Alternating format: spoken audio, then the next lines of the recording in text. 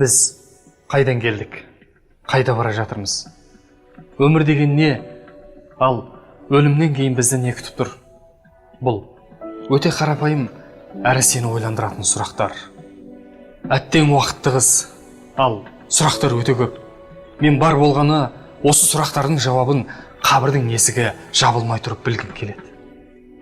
Айтшы, мұнша мінсіз жаратылыстар өзінен өзі жаратылуы мүмкін бе? Ал өмірдің ешқандай мәні болмағаны ма? Жай бір түйме мақсатсыз жаратылмайды. Ал жаратылысы түймеден мың есе күрделі адам не мақсатпен жаратылды? Сен дүниеден озғанда өзгеге бұйыратын дүние жинау үшін бе? Оны өзіңнен алып кете алмайсың, өйткені кебінде қалта болмайды. Жоқ әлде бала өсіріп ұрпақ қалдыру үшін бе? Жоқ. Олай болса, бізден де көп ұрпақ қалдыратын басқа жаратылыстардан не айырмамыз бар? Мынау ғалам қалай пайда болды? Ал адамның мінсіз жаратылыс туралы ойландың ба? Әлі күнге дейін жер бетінде жүрекке жетер мотор жоқ. Ол шаршамайды да демалмайды. Сол жүрек кімнің туындысы деген сұрақ мені мазалайды. Неге қазіргі маймылдардан адам шықпайды? Ал маймылдан адамға толық айналдық деген ортадағы мақұлықтың сүйегі неге әлі табылған жоқ? Алмадан алмұрт пайда болмайтын болса, маймылдан адам пайда болғандығына қалай сендің? Осыншама тәртіп кездейсоқ па? Түйенің жаратылысына қарашы. Оның құмға батпайтын жалпақ табаны, құмды дауылға шыдамды кірпігі бар. Ұзақ уақыт сусыз жүретін жүк көтеруге ең қолайлы көлік. Оның болмысында құмды жерге ойластырылған өлшем бар.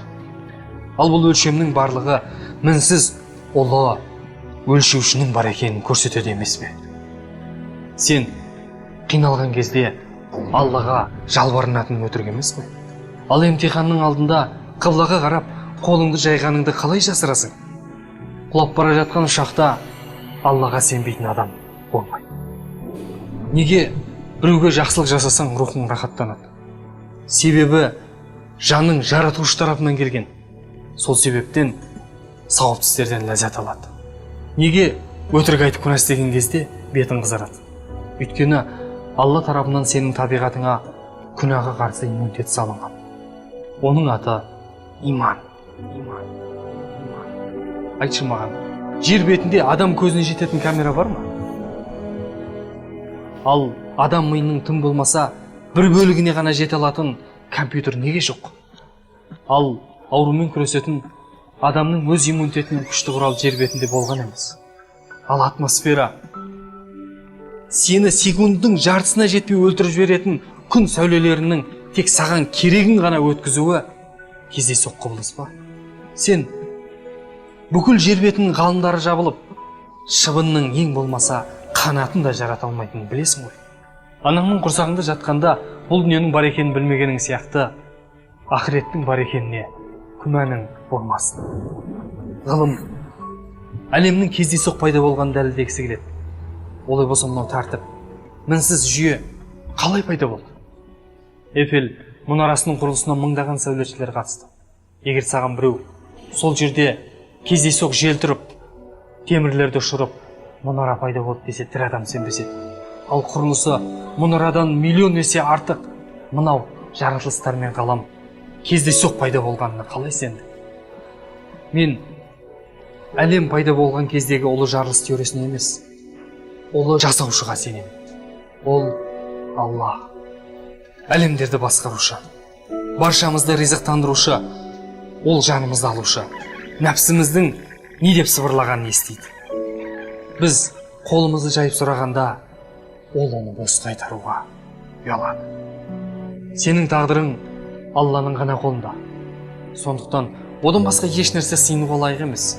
Себебі Алладан өзге еш нәрсе, шүбірек болсын, тас болсын, сүйек болсын, от болсын, тағдыр мен несібеге иелі. Әрбір затты жасаушысы жақсы білетін сияқты, біздің бақытты өміріміздің кілті Алла тағаланың құзырында. Кез келген заттың анықтама қағазы болатын сияқты, Алла тағала адамзат баласын тура жолға бастайтын ұлы кітап Құранды түсірді. Алла тағала адам баласына жіберген хатында бала тәрбиесінен бастап өмірдің қиындықтарынан қалай өтудің жолын нұсқады. Ол кемел адамды қалыптастыратын ұлы постулаттар жазылған қайталанбас қазына. Құран 1400 жыл бұрын ғылымның бүгінгі жаңалықтарын таулардың тамырынан бастап, бір бұғазда тұрып араласпайтын суларды, адамның құрсақтағы даму кезеңдеріне дейінгі хабарларды өзімен алып келген ұлы кітап. Егер бұл Алланың сөзі болмаса, дамыған ғылым тұрмақ, үйлері үңгірден болған 6 ғасырдың адамдары бұндай ақпараттарды қайдан білді? Алла тағала бала шаға дүние мүлкімен сені сынақ қалып, алдыңа 2 жол қойып, таңдау еркін өзіңе қалдырды. Бірінші, Алланың бұйрықтарын орындап, тыйымдарынан тыйылып отырып өміріңді құлшылықпен көркемдеу жолы. Оның соңғы аялдамасы рахаттардың мекені болған жәннат. Ал екіншісі, күнәлар мен тыйымдардың тікендерінен тұратын соқпақ. Алайда оның соңғы аялдамасы мәңгілік оттан болған азап. Сен кейде ішімдікпен өзіңді алдағың келеді. Жүйкеңе Құран емес темекі тыныштық сыйлайды деп ойлайсың, бірақ керісінше денең ағылып жатқан проблемалардан аулақ барады. Кейде өзіңе қол жұмсап құтылғың келеді. Бірақ одан құтылудың жолы басқа. Адамның тәні ашықса тамақ іздейтін сияқты рухы да ашығады. Оның азығы иман және құлшылық. Сондықтан құлшылық қыл, сынақ үшін берілген тіршілік.